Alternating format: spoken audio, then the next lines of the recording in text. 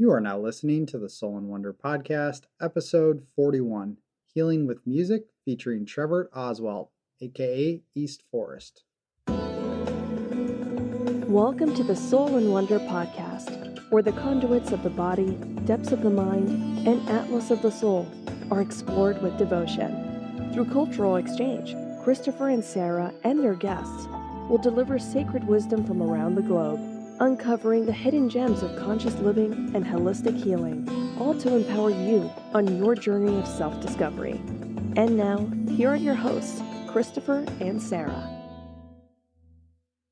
Welcome, ladies and gentlemen, to the Soul and Wonder Podcast. Yo, yo, yo, yo!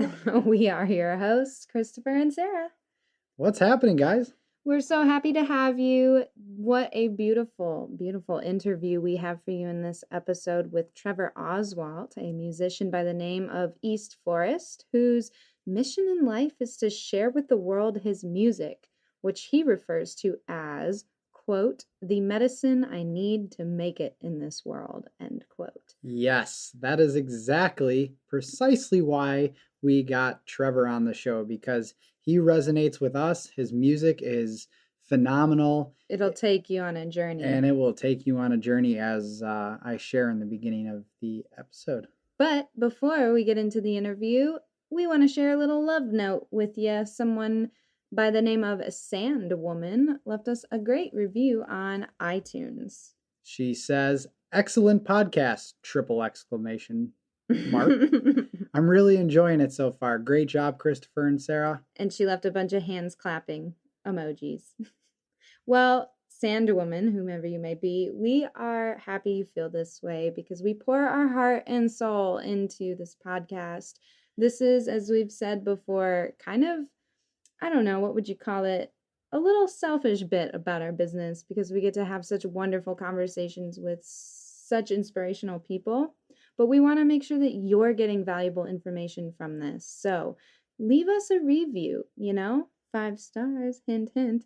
And that way we can grow our podcast and reach a much broader, wider audience. And of course, send us a message. Let us know who you want to have on the show. Who would you like to learn from? We're always taking guests.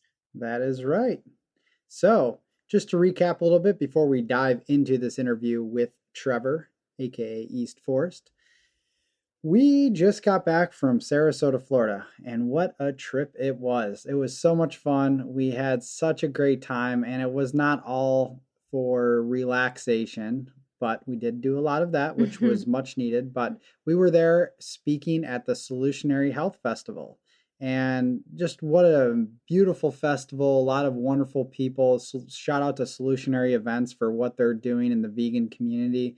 They're really empowering people, bringing people together, and it's just wonderful to be a part of that. So we had such a wonderful crowd show up too. The tent was full. People were laughing, they were crying, they were in it, wrapped in it with us. Yeah, it's another one of Sara and I's passions is to not only spread this wonderful message of hope and empowerment within the vegan lifestyle, but also to just really inspire people to their core and bring them closer to themselves, bring them closer to their purpose, their higher calling in life. And so they can go out and express their uniqueness and really make an impact on the lives of others. And if you're sad because you missed it, maybe you're in the Scottsdale, Arizona area, because we'll be there January 20th. Yes, we will. We will be speaking at the Arizona Veg Food Fest, January 20th, 2:55 p.m. So come and check us out. It's actually a 2-day festival, which is pretty awesome. And I know we're really, really stoked and looking forward to that. You can check out more details, of course, at www.soulandwonder.com/speaking. And we'll be sure to give you a heads up as we inch closer to the date. But for now, we have extremely big news to share. Like, big news, guys. Big news. Soul and Wonder has had a complete makeover. I like to call it a facelift. We have essentially rebranded and relaunched. So we want to tell you what's going on with that. It's been a really long road since we first launched in June of 2016. And since the beginning, we've always had one goal in mind, and that was to inspire and empower people on their journey of self discovery, helping them to heal holistically, mind, body, and soul. And we've spent endless days, so many nights training in a wide variety of personal development and healing techniques to accomplish this goal. And over the past year and a half, we've had the opportunity to work with some truly, truly amazing people along the way. But we've always kind of felt that we hadn't quite reached our full potential, like something was missing. And then it clicked. It all came together. So we're so excited to announce that we've gone through this major transformation, have narrowed our niche to serve the vegan community. We now aim to help vegans connect with their innate wisdom and align their lives with what's most important to them so they can reclaim their personal power, find their purpose, and reach that state of balance necessary to become powerful catalysts of change in a world full of suffering. So, this does mean that we are shedding, that which no longer serves our higher purpose, so that we can make way for the new opportunities to make our vision for our community truly come to life. So, we will no longer be offering our services separately to just anyone like we were doing previously. Instead, we've rolled all of our strengths, our talents, and our passions, including each of our services like health consulting and life coaching and more, into one large program for our vegan community called the Vegan Warrior Total Immersion. In the past, when we gave you a sneak peek on the immersion, we did refer to it as Core Essence, but the title has changed to reflect what it truly is: a total one-on-one transformational experience for vegans to reach their full potential.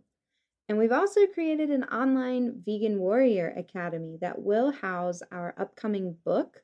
That's exciting. And digital course. And of course, you can find the Vegan Warrior Total Immersion there as well. However, if you're not vegan, don't go running away yet. We are keeping our podcast the same as it is, as well as our blog and YouTube channel. So make sure you stay tuned for more updates on those along the way. So check it out, guys. Check out our newest changes. We want you to see our makeover. Visit us at www.soulandwonder.com. So what do you say? Are you ready? Let's get into the interview. But first, let's talk about East Forest. So when Trevor Oswalt, a.k.a. East Forest, translated his name from German to English, he never anticipated the musical journey it would take him on. 14 albums later, including a collaboration that went #1 on iTunes Electronic, East Forest continues to explore a path of emotionally driven music. His newest release, Cairn, a collaboration with producer Keith Sweaty, is a collection of beat-driven tracks, analog synths, acoustic piano, and a wealth of vocals and lyrics by Oswalt. And let me tell you, this album is incredible. Sarah and I can't stop listening to it. The timing of Cairn coincided with a time of deep personal change for Oswalt, as he left a long-term relationship of many years and found himself in an unexpected emotional depths. East Forest's mission is to share his music, which he calls the medicine I need to make it in this world. He's purely refreshing to listen to, and you might notice this episode gets sort of hypnotic as the three of us, our voices mirror each other as something nice and calm and smooth. So enjoy the energy of this one. We're going to talk about Trevor's evolution into his music, where it all began, where it went, and where he is now, of course, where it's going. And the main thing that I think I took away from this episode was how he mentioned it's so important to him to allow his music to unfold naturally and with divine timing and purpose. I think that that's truly brilliant, to let your music create itself through you as a vessel, so to speak. We talk about his past with sound baths, sound healing, but how he, even to this day, uses his music as well for healing, especially at his retreat that he holds once a year in Utah, which I want to go to. So there's so much more. Stick around to the end of the episode for your health tip, of course, and enjoy this interview.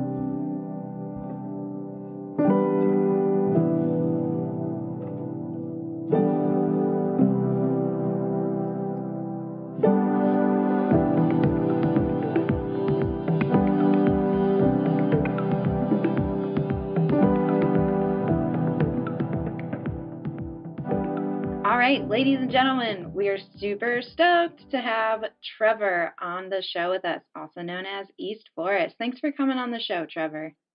Thanks for having me.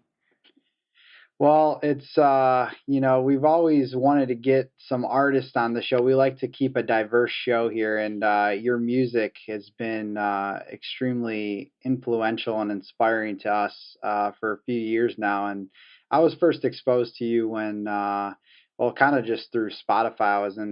Sarah and I were living in Africa in the Peace Corps, and there's a lot of moments where, you have a lot of time alone in isolation, and you'd go to town and check out Spotify, see what's going on. And I'd seen, forgot the first album. I think it was Music Meditations was the first one I listened to. And it just brought me to some deep places within myself. So you're doing some awesome stuff. It's cool. I like to imagine East Forest music in Africa. Sounds kind of cool. You've probably touched so many corners of the globe that you have no idea about. It's always cool to discover that. That's the beauty of like digital music and the internet and stuff. It's like how far things can reach and kind of crazy random stories you hear. Yeah, I was always wondering parts of the world. I was always curious about how artists feel about the digital landscape of our music listening experience these days. There was something, Sarah and I were on a road trip the other day coming back from speaking engagement. We were talking, we were like, you do miss that, having going to a store and buying a CD and putting it in your car, and you take care of that CD for a long time. But now it is also nice having music at your fingertips, whether it's through Apple Music or Spotify or any other platform. Well, it's sort of coming in two phases, because that's true, but also I think with vinyl coming back with such a strong resurgence, like I know when I was on this tour, I'd stopped at a lot of record stores and would find like little vinyl gems. And sometimes I like to listen to vinyl where you have to sit down and change it every 15 minutes, flip it over, pick a new record. And sometimes, it's nice to hit the radio station on Spotify and just like let it run, let it rip. Discover new things. So it's kind of like, it's funny that like both things are really popular right now. It is, and it's cool to watch the evolution of it. Who knows where we'll be in another 10 years.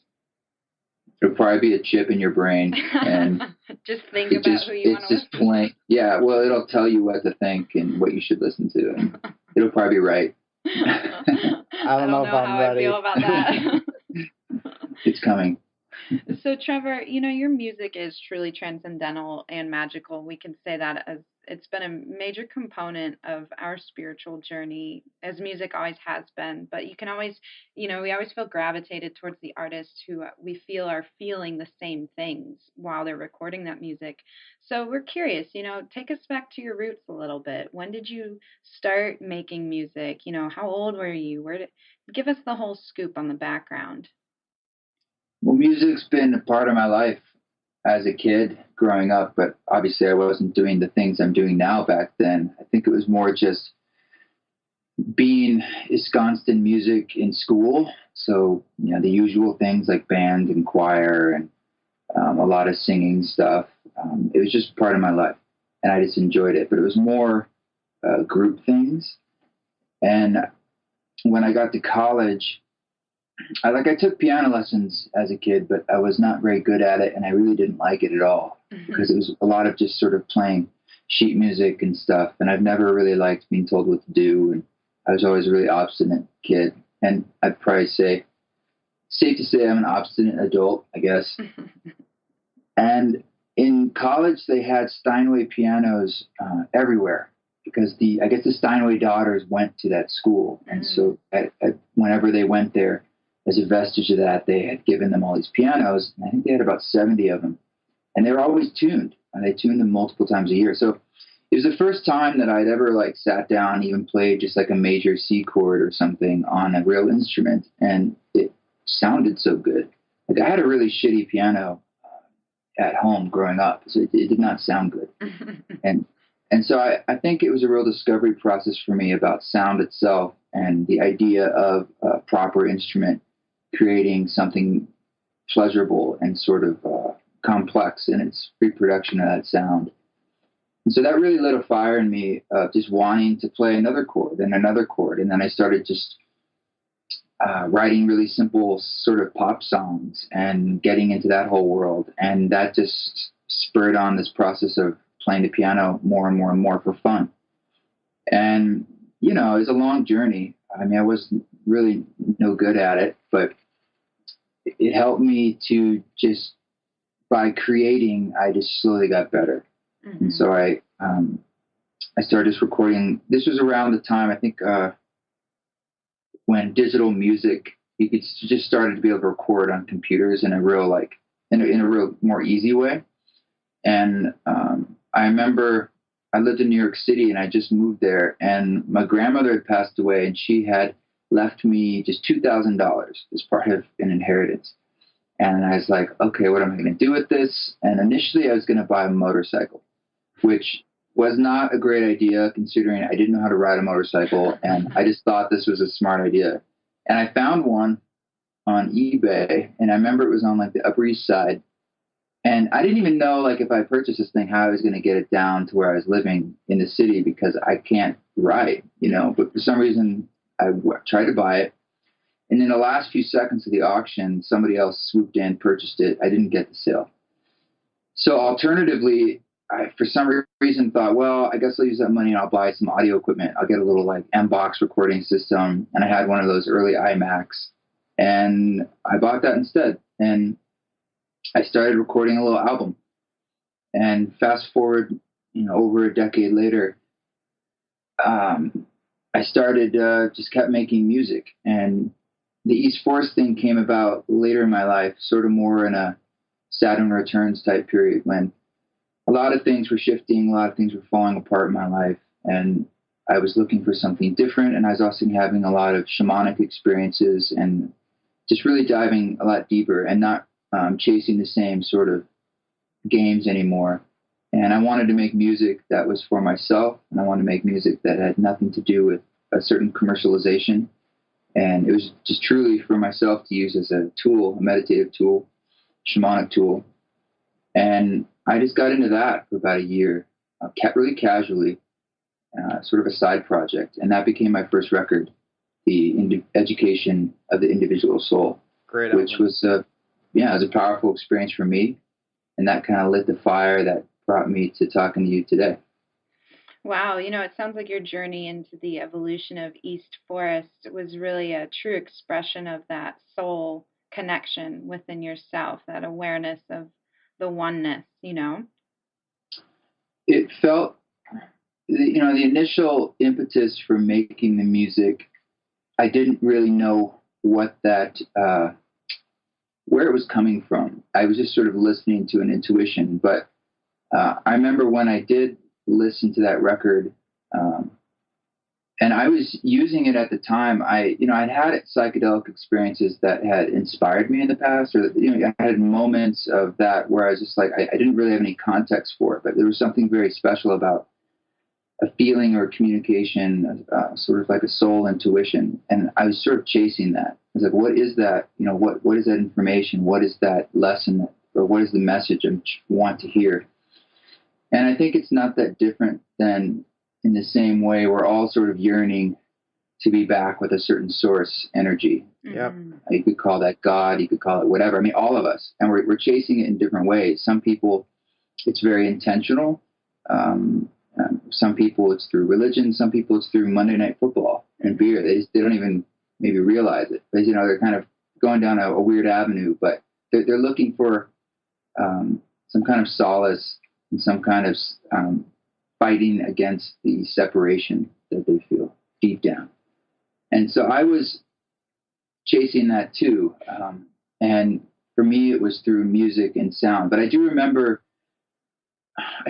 feeling a very, very strong, poignant, particular moment where something shifted, and it felt like almost like you stepped into a new stage in your life, or crossing some kind of threshold where there's something before and now there's something after, and there's almost like a downloading of some kind of information or a message. And it's not a magic bullet or anything, but I remember it was very profound in that moment in time, as far as feeling like there was a new stage to enter into, something like bigger shoes to step into, or a new skill set to work with. That's beautiful. Yeah, that's really true cool. Unfolding. Yeah, we can relate on a pretty profound level. You know, you go through life and you have a lot of deaths and spiritual rebirths, and this process is always an evolution and continues to happen throughout your entire life. But those pivotal moments in time where you just feel that shift, and that's your consciousness is shifting, and you're just feeling, you know, you're being pulled to express your unique soul expression. And it sounds like you were able to do that with your music, which is pretty awesome. I mean, it's part of it for sure. I think my goal with it, at least, was after I had that experience, was that I could start to create more of these experiences for other people. Mm-hmm. And so the goal was to kind of continue to follow that feeling that I was looking for. And I was really trusting in the idea that if I felt that, then it's probably going to resonate with other people on that very personal, intimate, introspective level. And there's obviously there's a lot of it is just totally beyond myself. And you feel like you're a vessel, like a fingertip or a branch of something that's just speaking from the same source. And it's just one more color to throw out into the world for certain people to hear exactly when they need to hear, whether that's in Africa, like you say, or after some kind of accident or whatever it is. I mean, there's a huge element of synchronicity and sort of purpose beyond what my mind can come up with. And that's what you're giving yourself over to something larger. And by doing so, there's a lot of trust there. And there's just sort of allowing it to unfold as it needs to unfold. And I keep going back to this idea that if I'm staying true to something that's touching me, that's probably the best litmus test to keep the project and the offerings I put out there to be true and more powerful. As soon as I start to try to decipher what people want to hear, it becomes pandering, and then it's probably dilutes it in a certain way. I'm not going to say that's bad, but I don't think it'll be as effective or have that sort of pure energy. And that being said, I think it's important, like creatively as a human, just to kind of follow your excitement and, not overthink things too much. And that's what I'm saying. It's less about thinking and just sort of more about following that intuition and just keeping it really personal and true.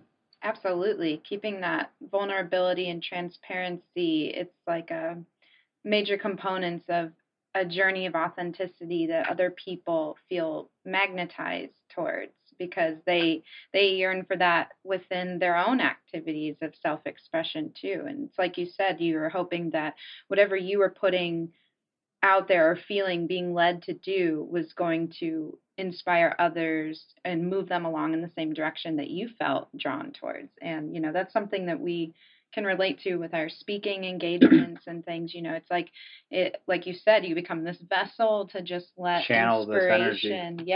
they'll just let this inspiration flow out of you, and the people who need to hear it, the people, even the words that you may have had planned, will change according to the energetic connection of the people in the audience. And it's always something that someone needed to hear, and you have no idea where it even came from. And it's this interesting experience where it's pure presence and heart at the same time.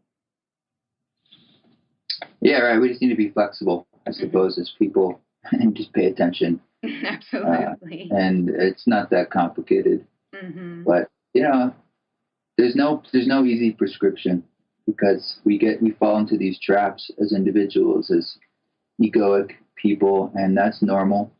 And sort of the process of going in and out, and the compassion with ourselves to say, it's okay. Take the next moment and do it again. Mm-hmm. But I've certainly had my pitfalls in the process, and I'm not trying to present myself as having any answers. It's just kind of talking about my own experience or what's worked for me. And music for me is something to help me work through the day-to-day and help me decipher my own feelings and the things that come up for me. So sharing it is a byproduct of that. And, when it turned into something that I dedicated most of my time to, and it becomes more of like the way you support yourself, then it becomes quite tricky because, that's a difficult dance to do. It really is. It's easy to play the victim mode and have some job that you technically don't like and you can complain about. But when you're choosing every step of the way, and it sort of merges into your spiritual life and your own personal path, it's a delicate walk to walk. Absolutely. For sure.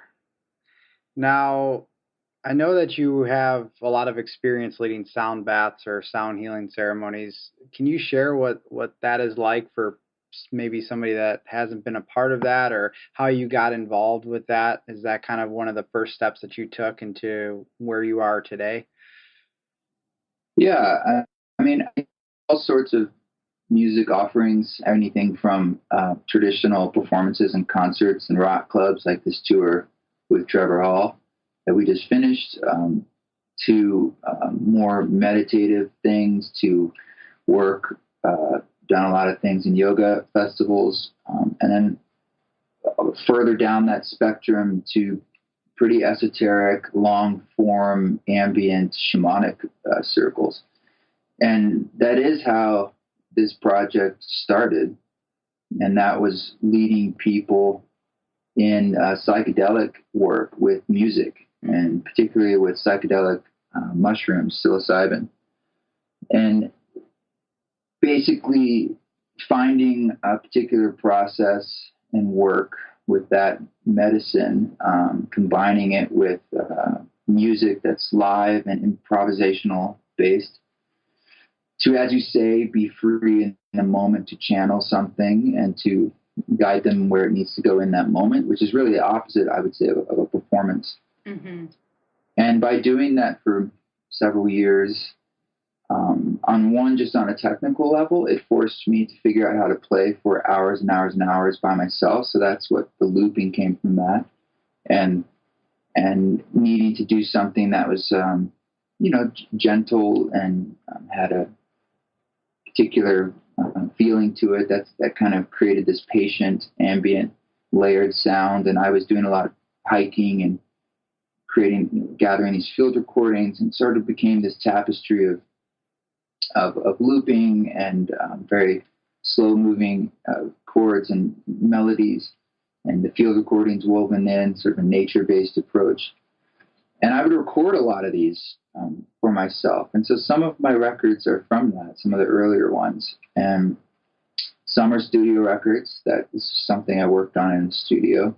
But it absolutely formed like the musical lexicon of what I do. And that's definitely probably why there's sort of a uniqueness to the sound. But I'm like a Western kid who grew up in the States and grew up with the same music as everybody else in this country. So I wasn't like appropriating some other shamanic culture musically. And that was something that just sort of was by happenstance. So like the music is familiar to people, mm-hmm. in the sense that the chord progressions are things we know, the keys I'm using, the instruments I'm using are all familiar to us. So it's very approachable. It's not experimental in a way that you can't listen to it. I'd say it's quite the opposite. It's very easy to listen to. And that's why I think it was easy for the yoga community, which is not something I knew anything about, mm-hmm. but it was easy for them to pick it up and recognize that common core of sort of soul-centered, heart-centered music, or the meditation world, or any of these things, because it's not about any of those one things. It's not even just about shamanic work at all. It's just sort of, as you're saying, it's music that speaks to the soul. And when the soul's ready to hear that, there's probably something in there for people to work with, whether that's just in the background or very intentionally, as we're speaking to, or not. It's like whatever it needs to be. I mean, there's a lot of records now, and I think a lot of diversity to what I've put out there, and some of it is more like definitely would be useful in that sort of meditative setting, and some of it's a bit more upbeat, and it probably wouldn't work as well in that setting, but it still has that common core. Right. Yeah, it leads others into the shifting within themselves, and there's an infinite number of possibilities, I think, for people in an experience being surrounded by music of that type, and it's also unique, the experience from one individual to the next. Yeah, I mean, I think all art speaks to the same thing in a way. I think our creative impulse as humans is something that makes us unique as humans, and it's sort of the highest form of our incarnation, is the ability to be creative, and that takes shape in many ways, not just in the straight obvious ways of like art and music, but cooking's creative, and even how we speak is creative, right? And how you raise a child is creative. But these sorts of choices we're able to make, and to do it with panache, and to do it with a choice that is something to do with you, that you're filtering through all the influences in your life and every other piece of art you ever come across. That's what's so beautiful. And I really do think that's universal across all music, and that's why music is universally so popular across the entire planet and across all time. It's something that goes back, seems to be, we find musical instruments from hunter-gatherers and further. Yeah. So, it goes back to the heartbeat of your mother in the womb. It's like I think the first sense that develops as a fetus is your sound, your hearing. So it's a very powerful sense that we have, and it's a very important part of what it means to be incarnate. And I think music in the end is a celebration. It's a celebration of the human spirit, what it means to be a person walking on this planet. And my way of doing it is just one of the infinite flavors out there. And I guess I'm bringing a little more intention to push it in that particular direction. But I don't want to get too heavy-handed with that either. And it's important to step back and remember, it's like just have some fun with it and follow what you want to do. And as we were saying before, you can't steer the ship too much. Like you can make choices, your hands on the wheel, but you still have to respond to the things that are coming down the pike, and to just flow with that. And at the end of the day, it's just another brush stroke on the painting. It's like this huge painting of our lives. And I'm not trying to, you don't want to fall into the trap of getting too egotistical about how you think you are steering that ship. Yeah, I couldn't have said that better myself. Very beautifully worded. So let's talk about your latest album, Cairn. Honestly, we consider it a musical masterpiece. We absolutely adore it. The lyrics, the melodies, everything, it just seems so incredibly heartfelt. What was the experience like for you creating this? What inspired this album? Well, it's a little different. That's largely because it was a collaboration with a friend of mine who goes by the name Keith Sweaty, and he's in Portland. I was in Portland before I moved to Southern Utah. And so Keith is an electronic producer, so he's bringing to the table he did all the beat programming, and he has a lot of analog synths we used. And because of that, it left me with like a lot more room to do other things that I don't normally do, like singing and lyrics and stuff. So we just kind of went in that direction because that's where the project was heading. And it sort of became a merging of electronic record, but then there's sort of a acoustic element, like a lot of strings and piano and acoustic stuff, and then a lot of lyrics, which I just was kind of fun to explore. So naturally, I was exploring like lyrically what was going on in my life, which was a big transition, going through divorce and moving and all that kind of stuff. So I think divorce or breakups, these sorts of things, it, in some ways, oh wow, there's a huge buck deer walking by my door. Amazing. Wow. Well, he's got 5 points Wow. looking at me. He likes what you're saying. He's chilling out there. That's cool. Divorce, it sort of mirrors what's going on in our culture or in civilization. And so I think I was sort of riffing off of those two things simultaneously, like what's happening to me personally, like the macro and the micro. Mm. And then some of the lyrics were just sort of about, what's going on in the world.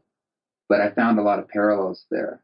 And so some of that was about singing inspiration to myself, try to, it's important to sing a song to yourself to speak to that inner child that maybe needs some singing to on a continual basis. And some of it was riffing on these ideas of personal choice and consequences and how much choice we do have and letting things go. And I mean, I think it's probably kind of obvious when you listen to those lyrics what it's all getting into, but that's at least where I was at that moment in time. Mm-hmm.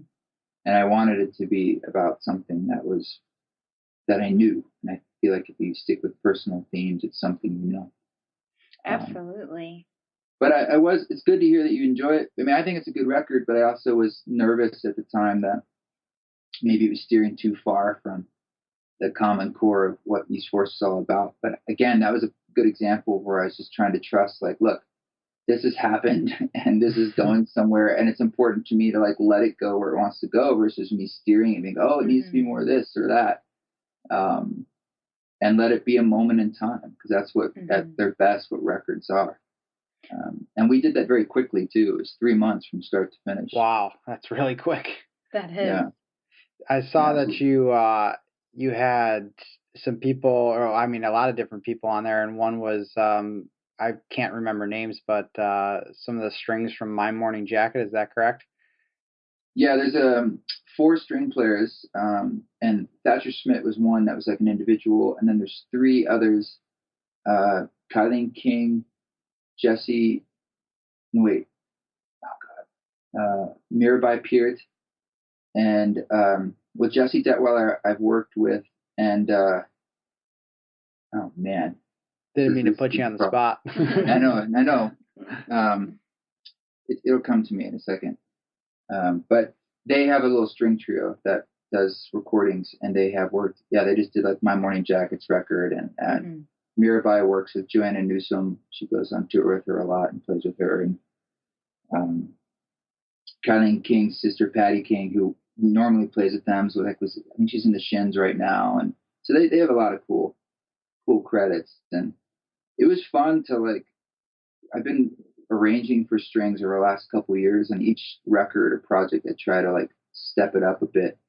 And this was definitely a fun challenge, and it was a real blessing to be able to have the resources and time to get them in there and record some string parts. So I wrote some of the strings. Keith wrote for one song, and his lady, who goes by Lorna Doone, she did the string arrangements for the last song, Hearts Are One, which is, I think, a beautiful string arrangement that she came up with. And we're actually releasing like a deluxe version of the record in January. Sweet. And one of the tracks is that last song, but just the piano and strings, which is sort of an accident. We were like in the studio here, and we just muted everything except those, and it was like, oh my god, this is so beautiful. Like just the, and you really get to showcase her string arrangement on that.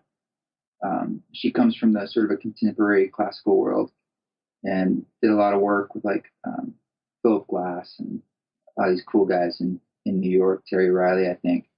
So anyway, I was really impressed with her work on that, and I'm looking forward to be able to showcase that track in particular.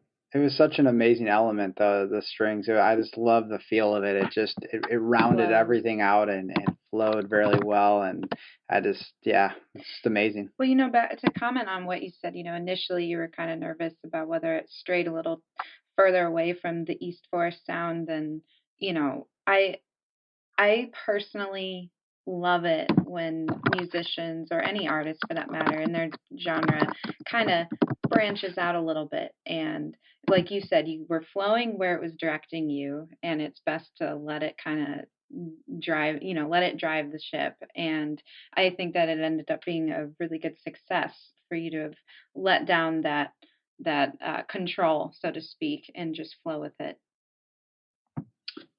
Yeah, definitely. Yeah. So we noticed that you host a yearly 4-day spirit dive retreat. What's that about? Yeah, it's something I've wanted to do for years, and we just started doing it. We've done 2 now, and it's basically a spiritual retreat that I do out here in Boulder, Utah, which is a place that I've been coming to. Before I forget, Anna Fritz. That's who it is. Cello There we player. go. There you go. Anna's amazing. So we do this retreat out here. I'm doing it in the fall next of 2018, and it involves a lot of time out in the wilderness. So day hikes, because I think just getting out into the space and the landscape is so inspiring. It involves music, some meditation, yoga, organic food, good people. So it's a time to unplug, it's a time to be inspired, and it's mostly about giving people the architecture and the space for these things to happen versus any sort of dogma or prescription. It's just sort of setting the stage. And I really find that the land here is so powerful.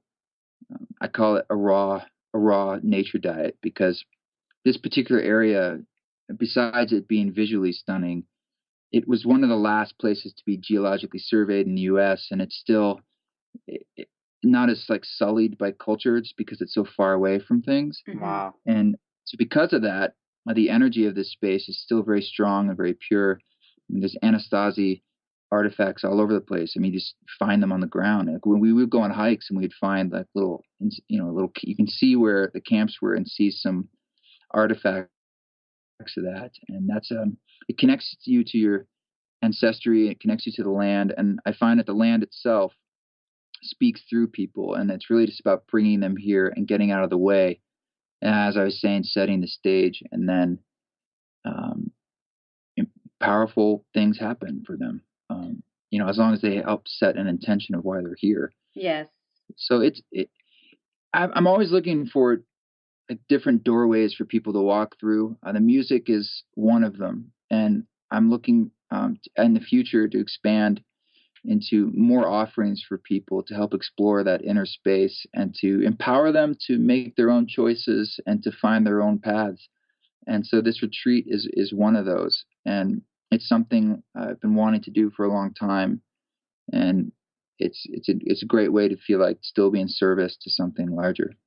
Well, I like how you combine all the elements from nature to music to high vibratory foods and yoga. I think though all of those are extremely powerful healers alone, and then when you put them together, I mean, they're just enhanced tenfold. So that's very, very cool. It's something we are starting to get into the retreat space, and getting more into the spiritual side of things, as we have been into for a long time. And I love that. I love what you're doing with that, and hopefully at some point Sarah and I will be able to come out and attend. Well, most importantly, it's getting people, ourselves, everyone out of their own way, right? To allow that soulful connection to just show you what it already knows. We just kind of sometimes push it down when we're in day-to-day society, and depending on what jobs or careers or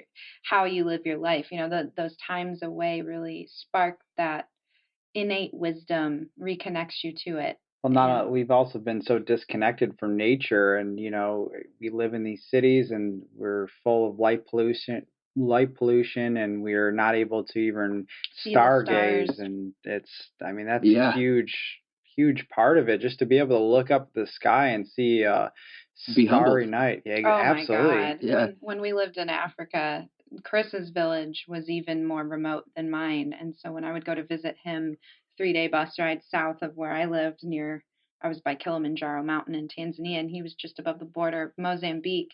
And we would every single night just have a nice little candle lit and stare up into the sky. It was the most glorious, beautiful night sky we've ever seen. I don't know if we'll ever see the same one quite like we did Well, then.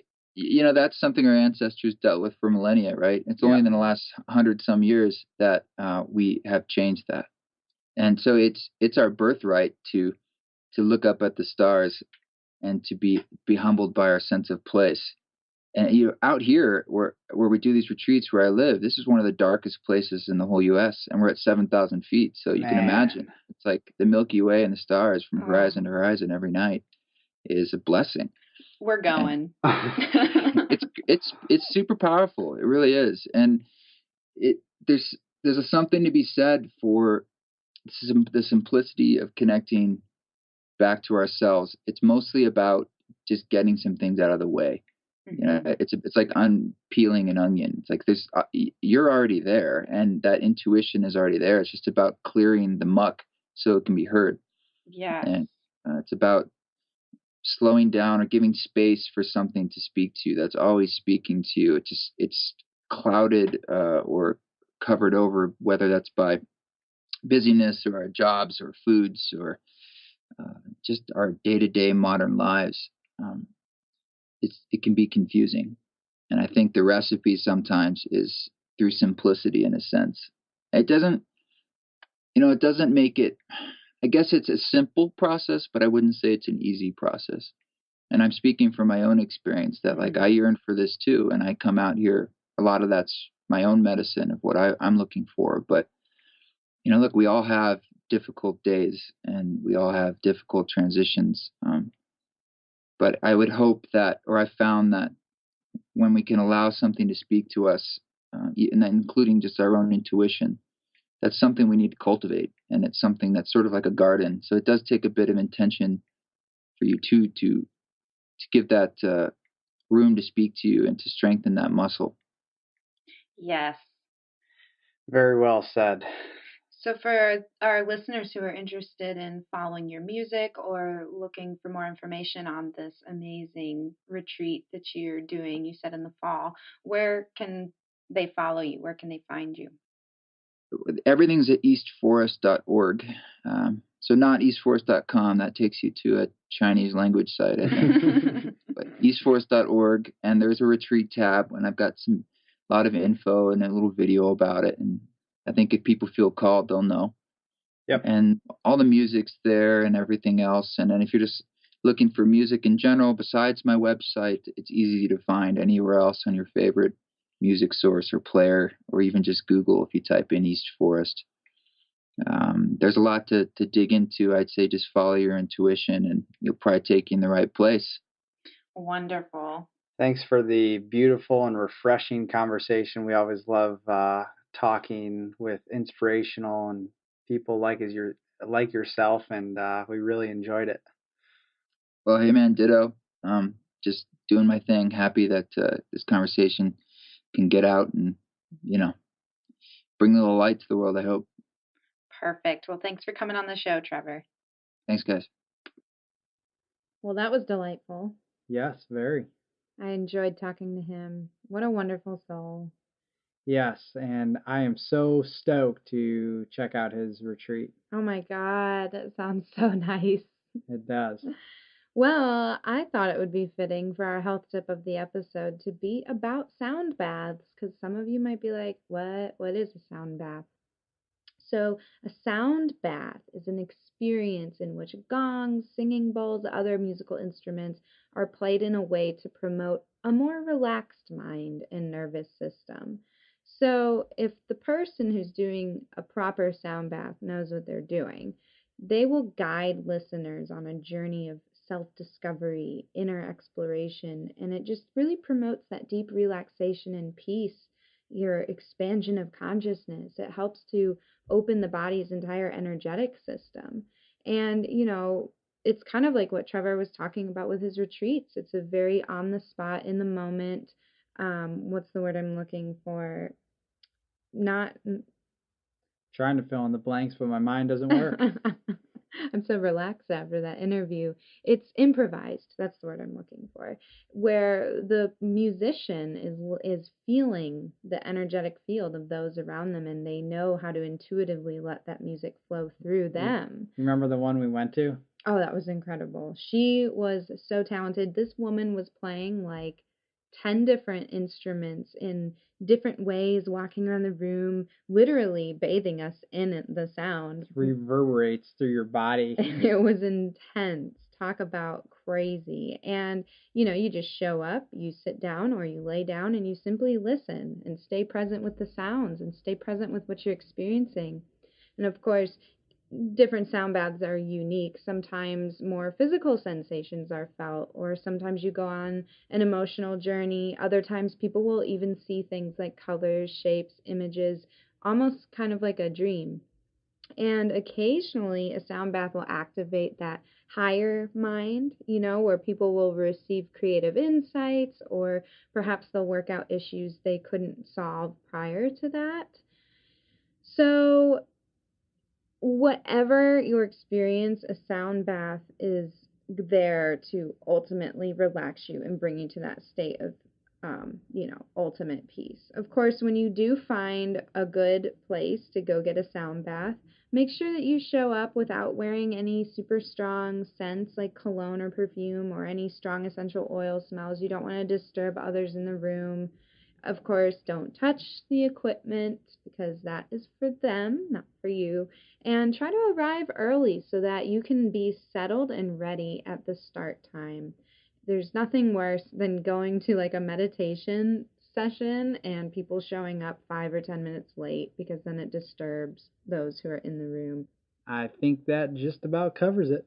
Absolutely. Oh, and that little piece of musical glory you got to hear, transitioning from our introduction to the interview with East Forest, was the beginning of one of his songs from the album Cairn. And we are going to finish this episode out with the rest of that song. So enjoy. Enjoy Fresh Start by East Forest.